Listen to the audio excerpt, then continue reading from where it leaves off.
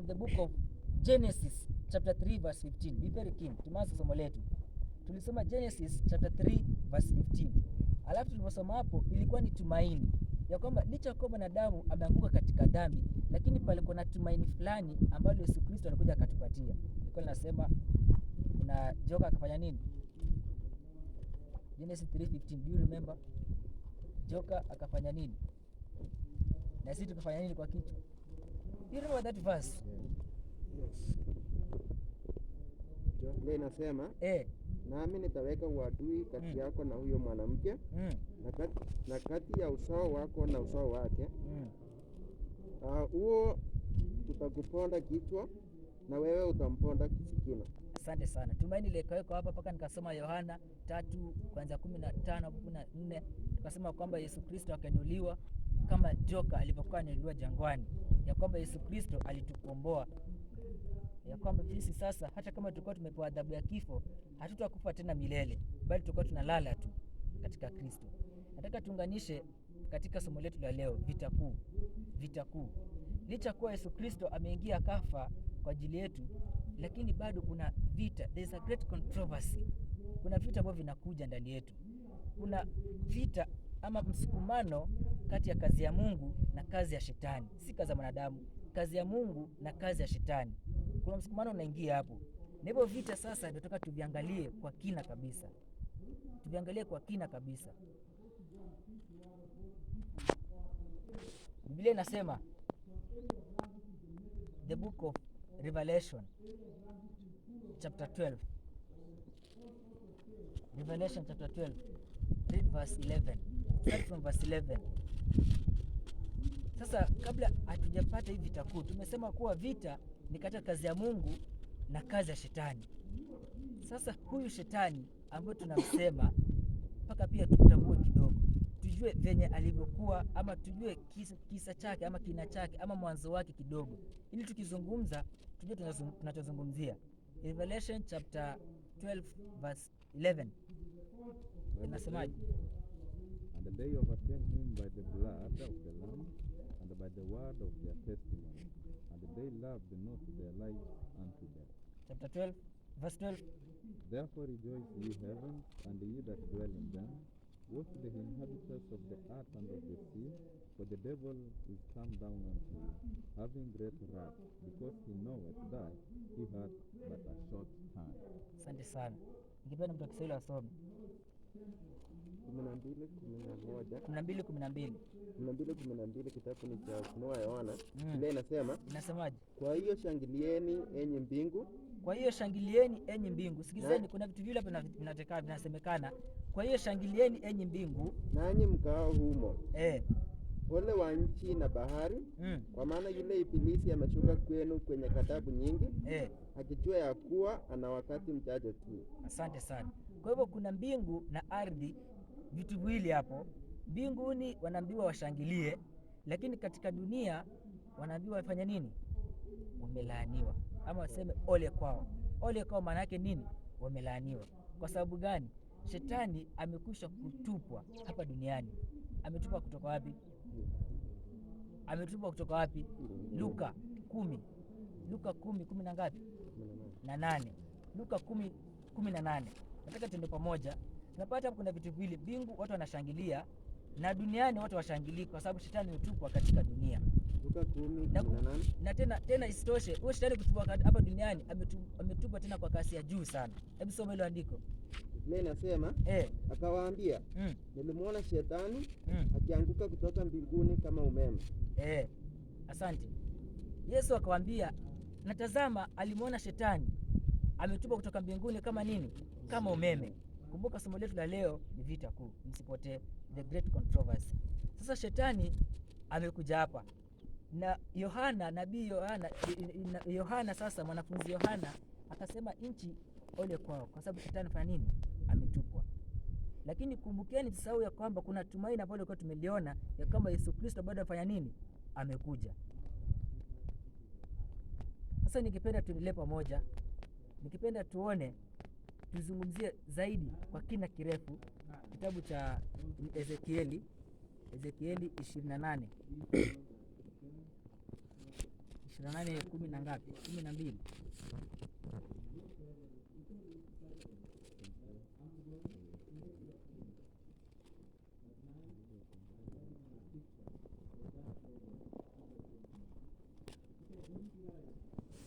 12. Verse 12. Is it verse 12 talking about Tiro? Verse 14. Verse 14.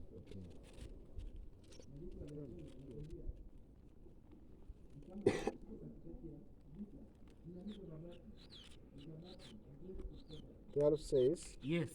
Son of man, take up a lament concerning the king of Tyre, and say to them, Ndio. this is what the sovereign Lord says, you are seal of perfection, full of wisdom and perfect in beauty. You are in Eden, the gate of God. Every precious stone adorn you. Carnelian. Tosha tu. Tusipotee. Tunasema ile andiko ya kwamba tulikuwa tunaelezea sana kuhusu shetani kwenye kutoka mbinguni akatoka duniani. Wacha tusiingie sana katika maandiko, lakini maandiko yanasema hivyo. Uko na swali utauliza. Lakini kwa kifupi na kwamba shetani alikuja na ni ole kwa nchi, kwa sababu shetani ametupa katika nchi. Na shetani kazi yake si kazi yake ni moja tu. Kazi yake ni moja tu. Petro 1:5-8. The work of the devil. Yuko hapa tu. Mwingine afungue Job chapter 1 verse 7. Job 1 verse 7. Kazi ya shetani ni hiyo tu. Na kutupa duniani, shetani tunajua tayari ni ibilisi, ni mwongo, mdanganyifu tangu mwanzo. Read the Bible. 5:8 says, be sober. Be sober. Be vigilant. Because your adversary the devil, as a roaring lion, walketh about seeking whom he may devour. Anaambiwa kweni macho na kukesha, kwa sababu ile mshtaki wenu ibilisi kama simba ngurumaye anazunguka akitafuta mtu ameze. Sasa kuna vitu hapa vinatokea. Shetani anazunguka akitafuta mtu ameze, ambaye mtu ni kiumbe ambacho Yesu Kristo alifia. Yesu Kristo alikufa kwa ajili yake. Job 1 verse 7 nasema hivyo. Tukaza shetani kuzunguka tu. Ana kazi nyingine. Kazi yake kuzunguka, anaangalia Adam Simo amefanya hivi. Anatafuta tu jinsi ambavyo atafanya nini? Atameza angalau amchukue. So that is the great controversy which we have as Christians. Tunatembea lakini bado tunajua kuna shetani, bado tunajua kuwa kuna Yesu alikufa kwa ajili yetu. And that is the controversy which we have as Christians. Soma Job 1:7. 1:7 is written. The Lord said to Satan. And the Lord said to Satan. From where do you come? Sikiza. Yesu clear. Yesu Mungu anamuuliza shetani kutoka wapi? Sikiza shetani anajibu. So Satan answered the Lord and said, from going to and fro on the earth, and from walking back and forth on it. Sinaona shetani ajielewi. Kadhani kwenda huku na kurudi, kuzunguka tu katika nchi. Kazi yake ni kutafuta mtu ili ameze. So that is the great controversy. Sisi tuko hapo katikati, Yesu ametufia. Shetani yuko hapa anataka kuharibu hiki kitu ambacho kwa nini kimefiwa. And that's the great controversy. Up to there, is there any concern or any question before we continue our study?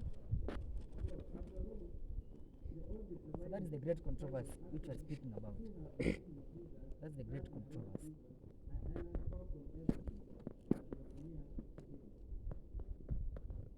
I see there is silence, so you can continue. It was opened from the book of Romans, chapter 7. Start from verse 17. From verse 15. The Bible records, I do not understand what I do. Skiza, Paul saying, I do not understand what I do. Paul anasema hivyo. Endelea. For what I want to do, I do not do. But what I hate, I do. Chenye anakitamani akifanye, yeye akifanye. Lakini kila mtu anakichukia ndio anakifanya. And if I do not do what I want to do, I agree that the law is good. As it is no longer I myself who do it, but it is sin living in me. Yes, it is sin living in this man. And then there? For I know that good itself does not dwell in me, that is, in my sinful nature, for I have the desire to do what is good, but I cannot carry it out. Asante, nasachi hapo tu ya kwamba Paulo akaja akajaribu kuangalia maisha yake, akaangalia akajua hapa ajaribu kufanya jema halitendi, lakini kila kijaribu anapata ameanguka, lakini akasema ni hali ya dhambi ambayo inaishi ndani yake. I want to bring another form of controversy which we Christians face, because the great controversy is very wide. We have a book of 600 pages talking about the great controversy, the title The Great Controversy. So this is another form of the controversy ambayo Kristo wengi tunapitia. Unajaribu kabisa kufanya jema lakini utendi. For example, hata pia jana ilikuwa ni maandalio ya Sabato. Unajaribu kweli sema leo sijaribu nisivunje Sabato. Lakini kwa kidogo umejaribu katika hili, umejaribu, lakini unapata baada hapo umekosea Mungu kwa kitu kidogo. That's a controversy which are talking about. Paulo anaangalia kabisa, hajua atafanya nini. Kila kitu akifikiria ni dhambi. Hata sasa tunavyoongea hivi sasa hivi, I'm sure that not all of us are thinking about the good thing of a person. Not all of us. And if there is, wako lakini wachache basi. Because there's that sin which is inside us. And that sin which is inside us inaleta hii controversy, inaleta vita katika roho zetu, inaleta vita katika nafsi yetu. We are not at peace because of the great controversy. 24, soma 24. Verse 24. What a wretched man I am. You see, Paul anaendelea kusema, oh wretched man that I am. Who will rescue me from this body that is subject to death? Who will rescue me from this body? Who will rescue me from this body? And the answer comes from the book of 25, anasemaje? Thanks be to God who delivers me through Jesus Christ our Lord. Thank you very much. Thanks be to God. Thanks be to God. So then, yes, I myself in my mind, I am a slave to God's law, but in my sinful nature, a slave to the law of sin. Asante sana. Thank you very much for that study, for that reading.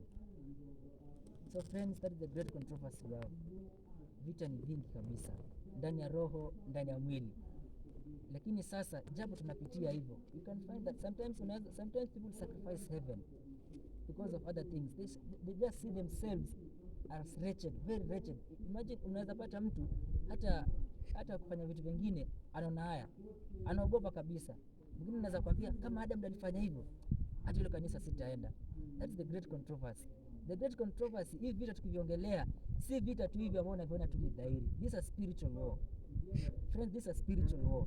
Unaweza pata mtu tu anakuambia kama Adam amefanya hivi katika kanisa, hata mimi hata pia hiyo kazi yako mimi nimeacha.